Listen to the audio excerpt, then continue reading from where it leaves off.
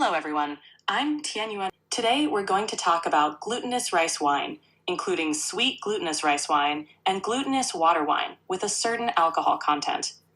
After half a month of brewing, I have successfully made both types of wine.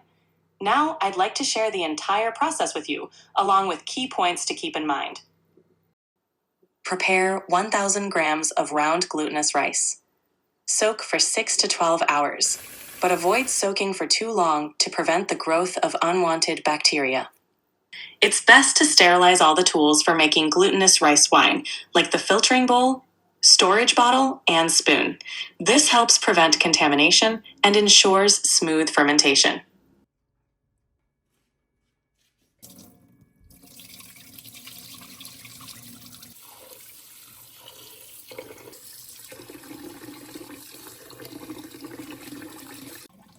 Rinse the soaked glutinous rice thoroughly to remove any impurities and excess starch. Prepare a large steaming pot and line it with gauze. Then spread the drained glutinous rice evenly on top, ensuring the layer is no more than 3 to 5 centimeters thick to prevent uneven steaming. Once the water starts boiling, begin timing and steam for 30 to 40 minutes. The rice is ready when it turns completely translucent with no white spots remaining. Take it out immediately after steaming. Don't leave it inside. The grains should be distinct for proper oxygen circulation during fermentation, enhancing sweetness. Place the rice in a bowl. Add purified water to cool it down.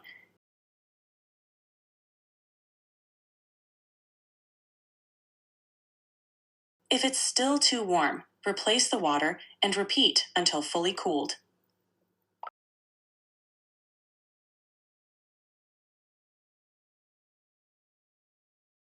After the glutinous rice has cooled, drain the excess water, but keep a little moisture. Place it in a bowl and add jiubingwen, fermentation starter. You can find jiubingwen at Chinese supermarkets. Shanghai jiubingwen is considered the best. Generally, for 1 kilogram of glutinous rice, you can add 15 grams to 30 grams of jiubingwen, about 2 to 4 pieces. Today, I used 4 pieces. First, crush them into a powder, then mix with a little water to form a paste.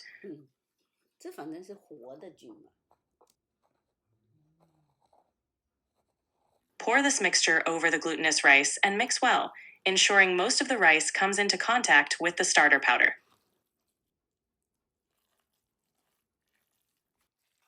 Prepare 2 bottles, one for making sweet rice wine, jiuniao, and the other for making glutinous rice liquor, which contains alcohol. First, pour glutinous rice flour into a large jar. This is for making sweet rice wine, so I only fill the jar a little more than halfway.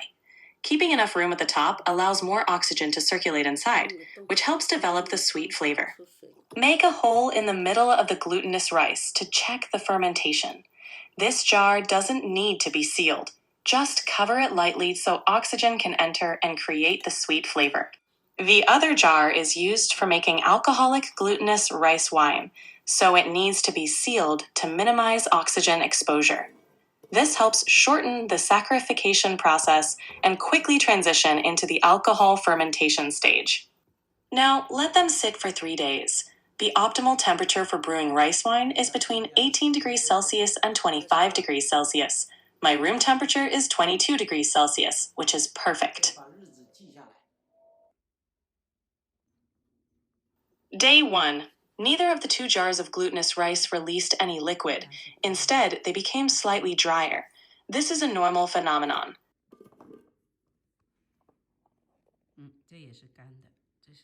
Day 2. Both jars started to release liquid and developed a slight sweetness.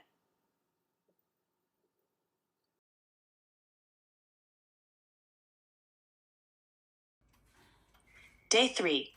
Liquid began to appear at the bottom of both jars as the glutinous rice floated to the surface. The liquid in the large jar tasted very sweet, indicating that the fermentation process was complete. The small jar, on the other hand, started to emit a mild alcoholic aroma, and its sweetness gradually faded. To increase the amount of rice wine, add an equal amount of purified water to each jar. 1 kilogram glutinous rice plus 1 kilogram water and let it ferment for another 1 to 2 days. If the room temperature is high, 1 day may be enough. The key is to check if the sweet rice wine in the large jar is sufficiently sweet. Just like before, the large jar should not be completely sealed, while the small jar needs to be tightly sealed. After 2 days, we can observe that the sweet rice wine in the small jar has lost its sweetness and has developed a distinct alcoholic aroma. Meanwhile, the sweet rice wine in the large jar remains very sweet and clear. At this point, we should immediately place the large jar in the refrigerator to halt further fermentation and preserve its sweet flavor. As for the small jar, it should continue fermenting at room temperature for another 10 days. Including the initial 5 days, the total fermentation time will be 15 days. 第16天。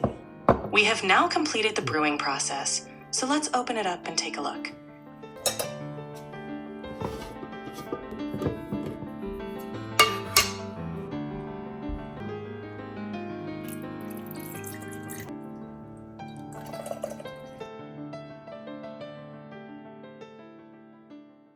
The alcohol content of this glutinous rice wine is estimated to be around 10% or more. This is the traditional method of making glutinous rice wine.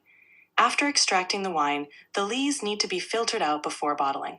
Since the wine is still active, it must be stored in the refrigerator. As for how to enjoy it, I might introduce that in the future. Thank you for watching.